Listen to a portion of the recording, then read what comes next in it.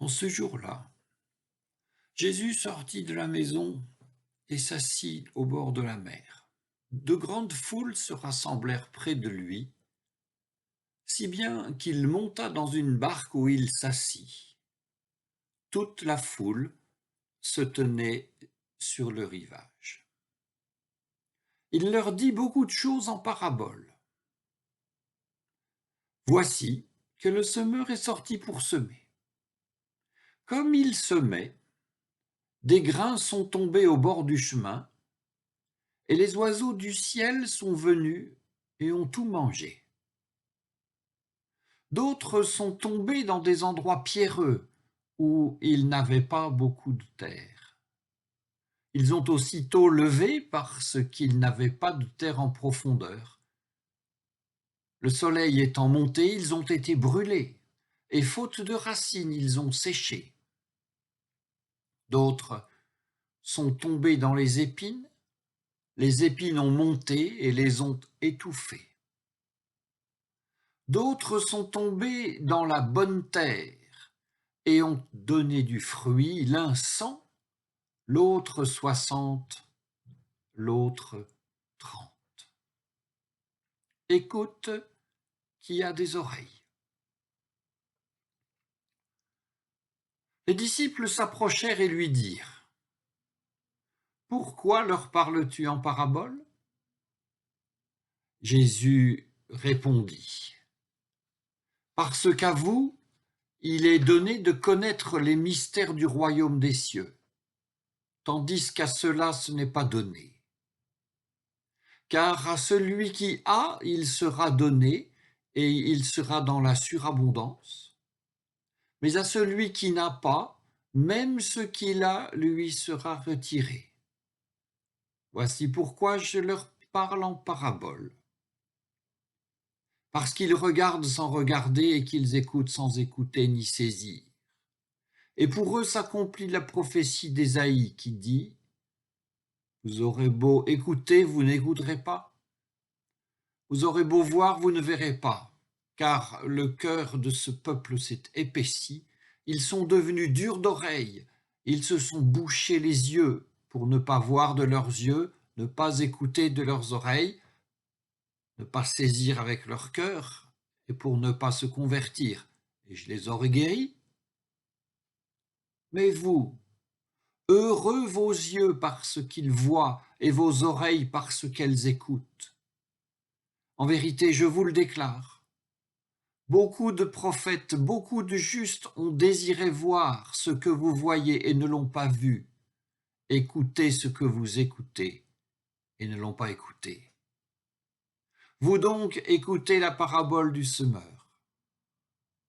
Quand l'homme écoute la parole du royaume et ne saisit pas, c'est que le malin vient et s'en empare. Il s'empare de ce qui a été semé dans son cœur. Tel est celui qui a été ensemencé au bord du chemin. Celui qui a été ensemencé en des endroits pierreux, c'est celui qui, écoutant la parole, la reçoit aussitôt avec joie, mais il n'a en lui pas de racine. Il est l'homme d'un moment. Dès que vient la détresse ou la persécution à cause de la parole, il tombe. Celui qui a été ensemencé dans les épines, c'est celui qui écoute la parole, mais le souci du monde et la séduction des richesses étouffent la parole, et il reste sans fruit. Celui qui a été ensemencé dans la bonne terre, c'est celui qui écoute la parole et la saisit. Alors il porte du fruit et produit, l'un 100, l'autre 60, l'autre 30. Parole du Seigneur.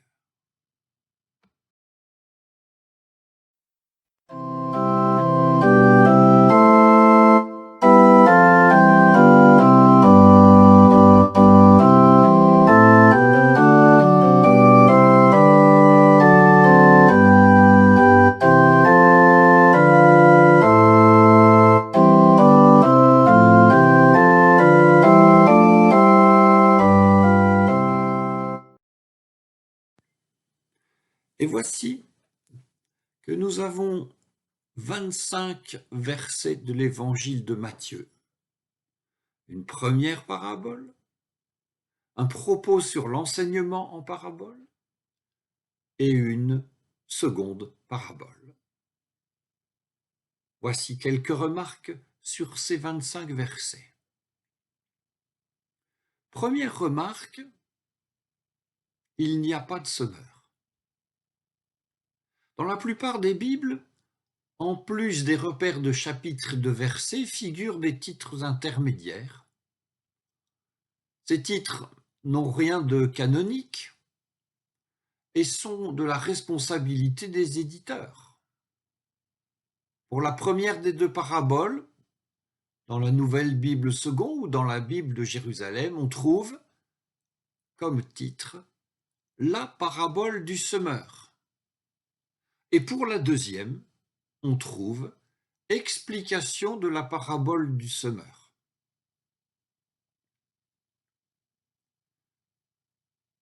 Avant de prononcer l'une de ces deux paraboles, Jésus dit « Écoutez la parabole du semeur ». S'agit-il de la première ou de la deuxième parabole? Il s'agit de la deuxième. Pourtant, dans la deuxième parabole, intitulée Parabole du semeur par Jésus, il n'y a pas de semeur.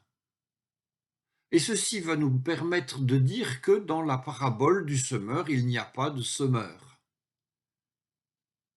Et c'est d'ailleurs presque le cas dans la première des deux paraboles, puisque aussi, le semeur étant sorti pour semer, il sort totalement de la parabole, non sans avoir gaspillé une part significative de la semence en la projetant un peu partout.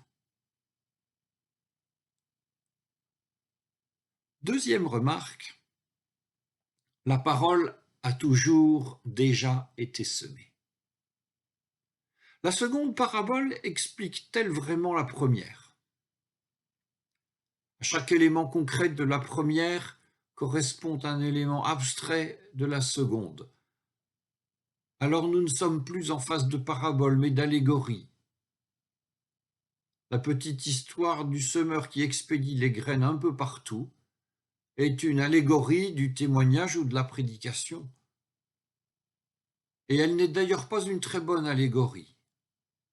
Parce que là où la seconde petite histoire considère que la parole a toujours déjà été semée, la première petite histoire y rajoute un semeur, alors que, nous l'avons déjà vu, dans la parabole du semeur, il n'y a pas de semeur. Troisième remarque. Lorsque nous nous promenons dans une campagne relativement intacte, c'est-à-dire une campagne pas trop remembrée, qui a encore des chemins, des haies et des bosquets, et qui conserve encore les traces du dépierrage des terrains agricoles, nous constatons que certains endroits sont caillouteux et d'autres couverts de ronces, etc. Mais nous ne faisons pas de remarques là-dessus. Cela fait partie de la vérité et peut-être même aussi de la beauté du paysage. Quant à l'espèce humaine, considérée du point de vue de sa capacité à recevoir une bonne parole, nous savons bien que tous ne sont pas identiques. Et il en est ainsi des paysages champêtres et de nos semblables. La semence tombe ici-bas, ici ou là, dans telle ou telle oreille, sur tel ou tel terrain et avec tel devenir. Et alors? Et alors la parole du royaume, toujours déjà semée, atteint un tel et tel autre avec tel et tel devenir. Et alors? Et alors?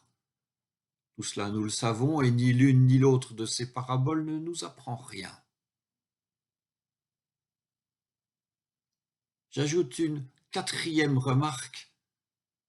Méfiez-vous des semeurs.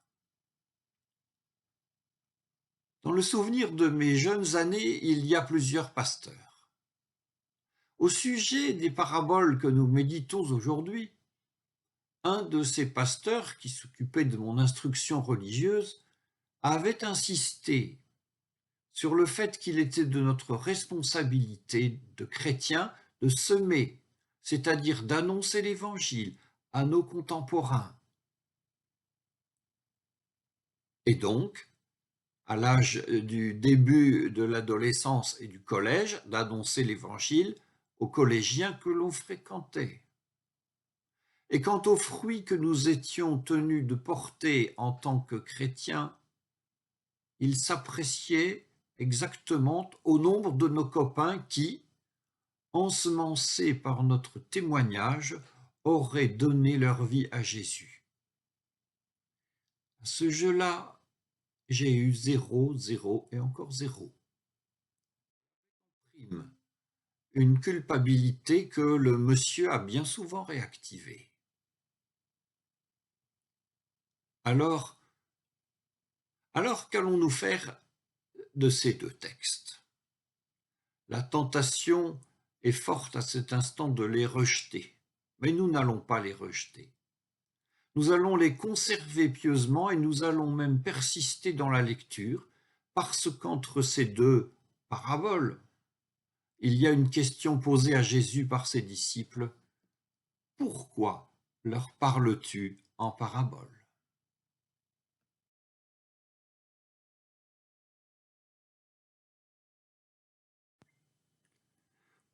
Pourquoi leur parles-tu en parabole? Premier point, la réponse de Jésus est pour le moins inattendue. Les paraboles, surtout lorsqu'il s'agit de la parole du royaume, ne sont pas faites pour dispenser un savoir particulier, ni pour prôner une méthode particulière d'évangélisation, ni même pour cimenter un savoir déjà existant, mais tout au contraire. Ces paraboles et la parole du royaume sont prononcées pour inquiéter et voire même pour ruiner tout savoir dont on pourrait se réclamer personnellement. Pourquoi leur parles-tu en parabole? Deuxième réponse. Ou plutôt, remarquons que la réponse de Jésus est révoltante. Car Jésus parle en parabole non pas pour sauver mais pour perdre. Il parle ici comme le prophète Ésaïe qui, constatant l'endurcissement des fils d'Israël, prend certes encore la parole, mais renonce à tout changement, à toute conversion. Mais est-ce bien Dieu qui parle? Oui. Oui, parce que le prophétisme met les paroles de Dieu dans la bouche du prophète et met toujours aussi les paroles du prophète dans la bouche de Dieu. Et c'est ainsi que nous entendons Jésus dans l'évangile de Matthieu, avec une stature et une autorité de prophète, se prononcer non pas pour, mais radicalement contre ses contemporains. Mais nous ne sommes pourtant pas tout à fait sur un terrain inconnu, puisque nous retrouvons la violence de l'Évangile et la radicalité de l'Évangile dont nous avons parlé ces dernières semaines. Mais tout de même, qu'est-ce que ce sauveur supposé qui enterre tout vivant la plus grande partie de ses contemporains? Pourquoi leur parles-tu en parabole? Troisième réponse, pour constater que la réponse de Jésus est un rien hermétique. À celui qui a, il sera donné, et cela sera surabondant. Mais à celui qui n'a pas, même ce qu'il a lui sera retiré. Il manque, dans cette phrase et au verbe avoir, un complément d'objet direct. Et quoi donc? Voici une proposition, toujours en rapport avec la parole du royaume et en rapport avec les paraboles. Celui qui affirme savoir ce qu'il en est de cette parole et savoir ce qu'il faut faire pour la transmettre efficacement n'a, en réalité, rien du tout. Celui qui affirme qu'il connaît et comprend les paraboles n'a en réalité rien du tout. Et, ajoute Jésus, même ce qu'il a lui sera enlevé. Quant à celui qui a pu recevoir en lui-même ce qui est toujours déjà donné, il recevra plus et plus encore. On dit parfois que ce qu'on perd en illusion, on le gagne en lucidité. Eh bien, s'agissant des paraboles, on peut dire que ce qu'on perd en savoir, on le gagne en étonnement, et même parfois, ce qu'on perd en savoir, on le gagne en émerveillement. Sauf que, pour l'instant, nous ne sommes guère émerveillés. Nous sommes plutôt étonnés que notre lecture, nous n'avons fait que lire, notre lecture de ces textes soit venue mettre si radicalement en question l'enseignement de Jésus en parabole. Mais est-ce vraiment cela que nous avons mis en question? Ou plutôt une certaine exigence bien humaine, celle de disposer de la parabole et toujours en plus du sens de la parabole? Eh bien, tout s'est passé dans le texte comme si Jésus étant sommé de fournir le sens de la parabole, il avait répondu. Vous réclamez le sens de la parabole en plus de la parabole, eh bien, le voici, et jugez-en. Et ce qui advient, lorsque le soi-disant sens est bien connu et bien affiché, c'est un désastre. C'est même un scandale dans le sens biblique, un piège qui se referme, puisque le sens de la parabole fige absolument tout.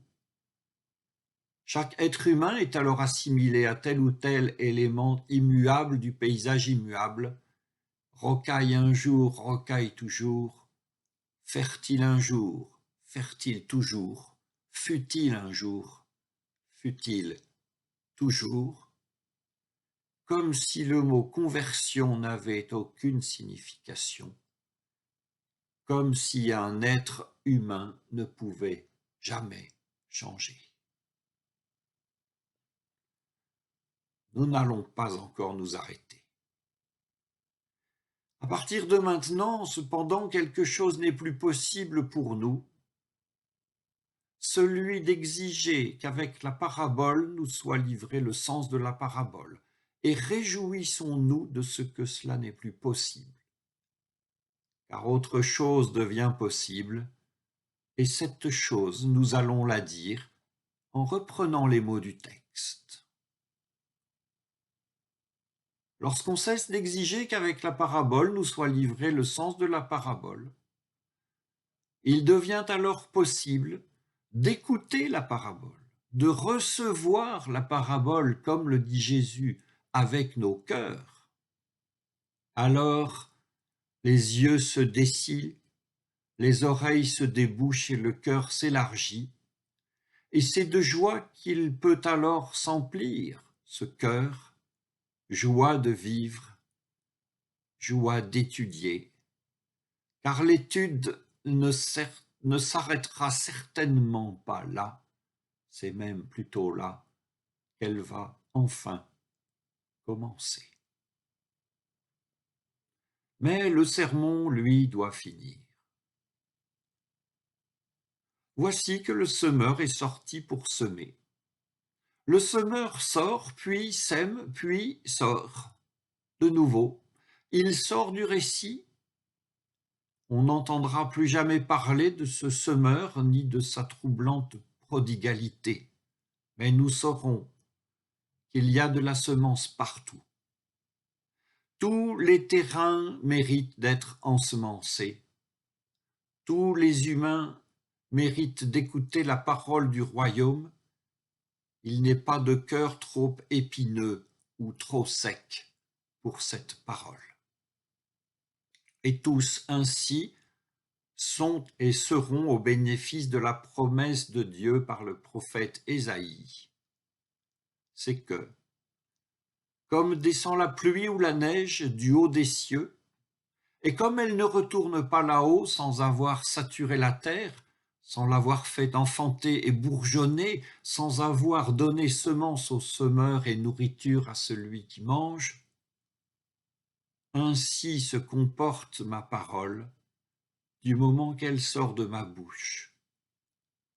Elle ne retourne pas vers moi sans résultat, sans avoir exécuté ce qui me plaît, et fait aboutir ce pourquoi je l'avais envoyé. Amen.